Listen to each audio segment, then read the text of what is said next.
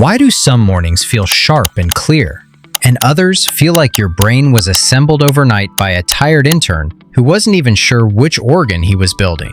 Same bed, same alarm, same person. One morning, sharp. The next, wet cement. Most people look for the answer in the morning.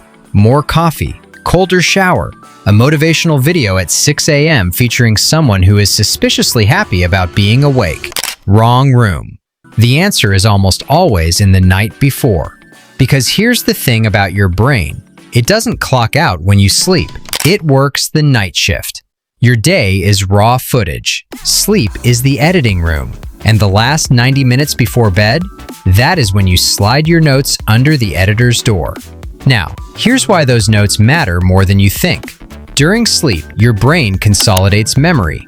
It decides what to strengthen, what to store, and what to let fade. And it pays special attention to whatever arrived loud, unresolved, or emotionally charged right before you closed your eyes. Memory researchers call this sleep-dependent memory consolidation. Your brain isn't resting, it's sorting. Active process, not a passive one. So if the last thing you handed is a doom-scrolling session, a half-read news article about something you can't control, or 17 strangers being wrong at each other on the internet, your brain may treat that as the important material. Not because it's dramatic, because it's ancient. Old brains are wired for danger. They were doing it before smartphones. They'll keep doing it long after. So the real question isn't, how do I wake up motivated? The better question is, what did I tell my brain to keep last night? That's the 90-minute window. And tonight, you can use it on purpose. Here's the mistake most people make. They treat the evening like an afterthought. Day is over, brain goes to standby. Consequences? None. But the evening is not an afterthought. The evening is the handoff. This is where your brain holds a very quick, very quiet meeting with itself and decides, what still needs attention? What mattered today? What can be safely filed away? And most of us walk into that meeting and hand our brain a bag of emotional junk food, an unanswered message that's been staring at us since noon, a tax thing that isn't urgent but has been living rent-free in our head for 2 weeks, a news thread designed specifically to make you feel like the world is ending, which, to be fair, is excellent for clicks. A social feed full of people performing a version of their life they probably don't even enjoy. And then we lie down and wonder why our thoughts won't stop. That's like spending the entire day filming a calm, beautiful documentary about a forest. Then, right before handing it to the editor, you shove in a USB stick labeled, "Also chaos, please add throughout." Your brain doesn't question the instructions, it just edits. The goal isn't a perfect evening. The goal is simpler. Give your brain fewer reasons to make it a horror film. Think of your brain for the last 90 minutes before sleep as a night shift editor. Talented, thorough, but also a little bit of a worrier. It doesn't treat all footage equally. It zooms in on what's unfinished. It amplifies what felt emotionally important. It loops anything that still feels unresolved. You can't turn this off, but you can influence what it works with.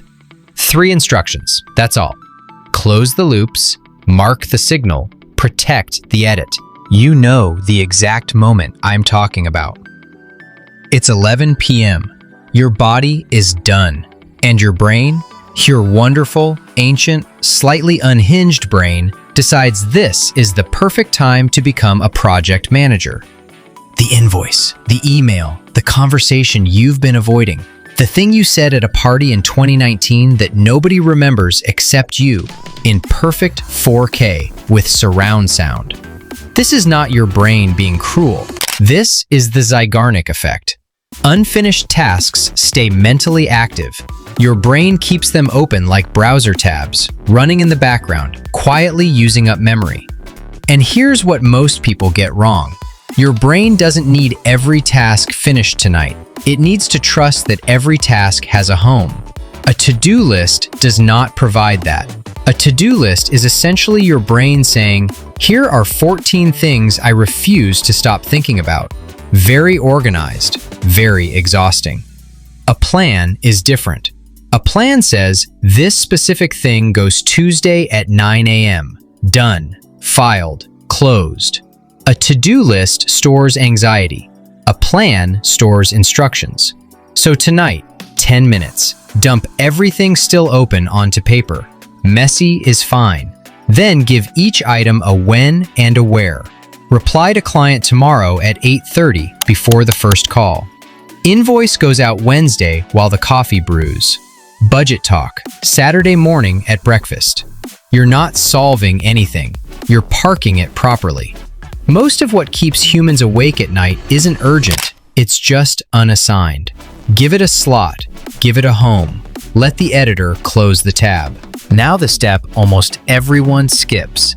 They close the bad loops, but they forget to mark the good footage. And then they wonder why life feels like one long series of problems with occasional coffee breaks. Here's why this happens. Your brain is not a fair archivist. It doesn't save what was meaningful. It saves what was loud, what was recent, what felt unresolved. So if you had a genuinely good moment at 2 p.m., a problem you solved, a conversation that clicked, a quiet hour where things finally made sense, but then spent the last 20 minutes reading something that made your blood pressure wave hello, guess which one your brain promotes to the main edit? Now, this is not gratitude journaling. I know what you're thinking. Bear with me. Gratitude journaling asks, what are you thankful for? This asks something different. What do you want your brain to rehearse tonight? Because that is part of what sleep does. It keeps working with the material you gave it. Athletes have used this for decades. Review the right movement before sleep so the brain has something useful to rehearse. Your brain doesn't draw a clean line between vivid memory and lived experience. You can use that. Write 2 or 3 things from today worth keeping. Not highlights, not achievements, evidence. I stayed calm when I could have made it worse. I sent the difficult message instead of avoiding it. I showed up when I genuinely didn't feel like it. Small counts. Small, in fact, is where most of your actual life happens. You're not performing positivity. You're giving the editor something worth strengthening. 5 minutes. 2 or 3 things. That's the whole step. And now the step everyone knows.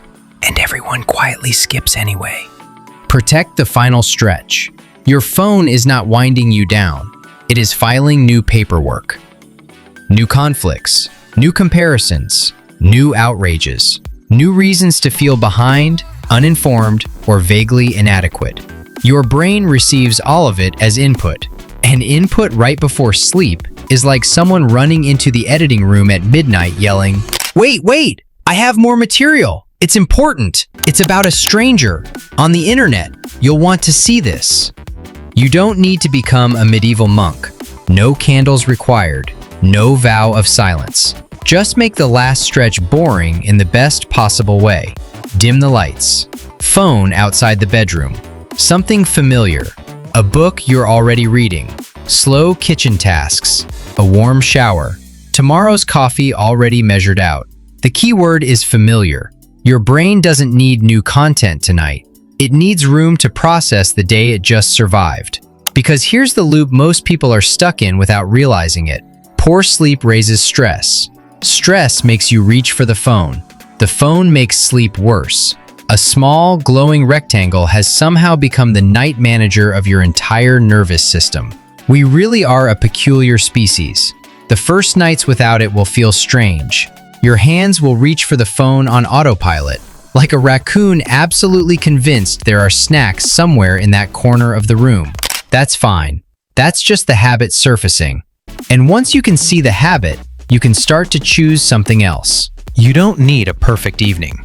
You need to stop handing your brain a bag of chaos right before it starts editing. Close one loop. Mark one signal. Protect one stretch of quiet. Just one of each, tonight. And drop a comment. What's the one thought that shows up uninvited the moment you try to sleep? Drop it in one sentence. Your brain is editing tonight. Give it something worth keeping.